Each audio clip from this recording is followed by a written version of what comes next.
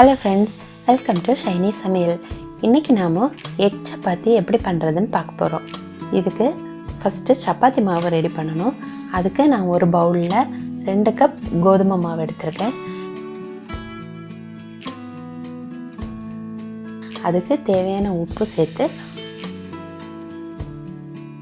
1 table spoon எண்ணெயும் சேர்த்து mix பண்ணி மாவுக்கு தேவையான தண்ணியை சேர்த்து அதை பிசைஞ்சு வச்சுக்கிறேன். அப்புறம் அதுக்கு மேலே லைட்டாக ஆயிலை தடவிட்டு ஒரு மூடி போட்டு 10 மினிட் ஊற வச்சிடலாம். அது ஊறுற டைமில் நம்ம ஒரு பவுல் எடுத்து எக் ரெடி பண்ணி வைக்கலாம். நான் இன்றைக்கி இந்த மாவுக்கு ஒரு 3 முட்டை எடுத்திருக்கேன். நீங்கள் 3 முதல் 5 முட்டை வரை எடுத்துக்கலாம்.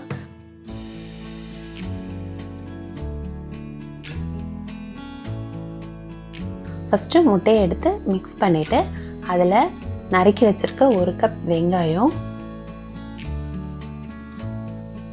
1/4 கப் குடைமிளகாய்,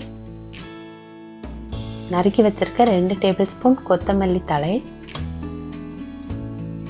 1/4 கப் நறுக்கி வச்சுருக்க தக்காளி,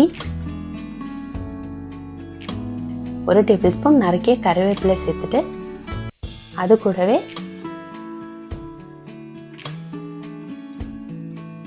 1 டேபிள் ஸ்பூன் மிளகாய் பொடியும் 1 டீஸ்பூன் மஞ்சள் பொடியும் சேர்த்து அந்த முட்டைக்கு தேவையான உப்பு சேர்த்து நல்லா மிக்ஸ் பண்ணி வச்சுக்கோங்க.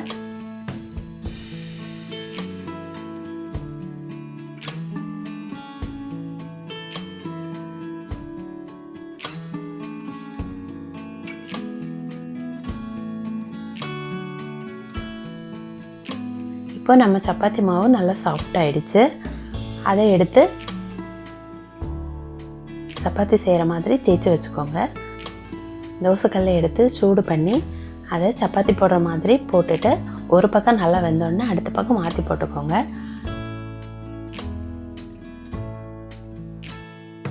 இப்போது அந்த பக்கத்தில் நம்ம கலக்கி வச்சுருக்க முட்டையை கொஞ்சமாக சேர்த்துக்கோங்க. உங்களுக்கு எவ்வளோ திக்காக வேணுமோ நீங்கள் அவ்வளோ சேர்த்துக்கலாம். சேர்த்துட்டு அதை நல்லா ஈவனாக ஸ்ப்ரெட் பண்ணி விடுங்க.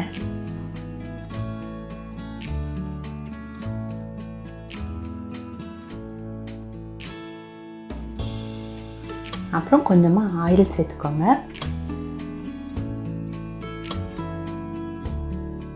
இப்போது இந்த முட்டை ஒரு சைடு வெந்தோடனே நீங்கள் அதை திருப்பி போட்டுக்கணும். திருப்பி போட்டுட்டு 1 மினிட்டில் எடுத்துடலாம். திருப்பி போட்டப்புறம் அது உடனே வெந்துடும். அதனால் நீங்கள் உடனே திருப்பி எடுத்து வச்சுக்கோங்க. நான் இப்போ அதை நார்மல் சப்பாத்தி செய்கிற மாதிரி ஃபோல்டு பண்ணிக்கிறேன். உங்கள் குழந்தைங்களுக்கு என்னென்ன ஷேப்பு பிடிக்குமோ நீங்கள் அந்த மாதிரியெல்லாம் செய்து கொடுக்கலாம். நெக்ஸ்ட்டு நான் ஒரு முக்கோண ஷேப்பில் செய்கிறேன். இது எப்படி பண்ணுறதுன்னு பாருங்கள். ஃபஸ்ட்டு சப்பாத்தி செய்த மாதிரியே இதையும் செய்துட்டு மடிச்சுக்கிறத மட்டும் முக்கோண ஷேப்பில் மடிச்சுக்கணும்.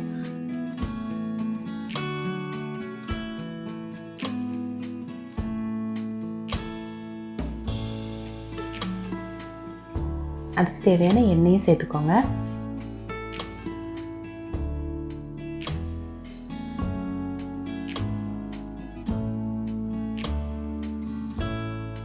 இப்போ நம்ம முக்கோண சப்பாத்தியும் ரெடி ஆயிடுச்சு.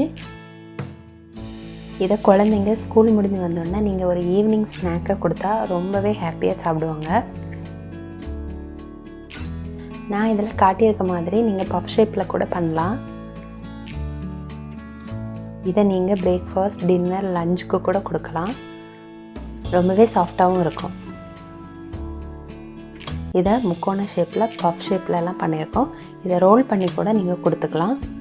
இதை மாதிரி டிஃப்ரெண்ட்டாக நீங்களும் உங்கள் வீட்டில் கட்டாயம் ட்ரை பண்ணி பாருங்கள். ரொம்பவே நல்லாயிருக்கும். இந்த வீடியோ உங்களுக்கு பிடிச்சிருந்தனா என்னோடய வீடியோவை லைக் பண்ணுங்கள், ஷேர் பண்ணுங்கள், சப்ஸ்கிரைப் பண்ணுங்கள். தேங்க்யூ.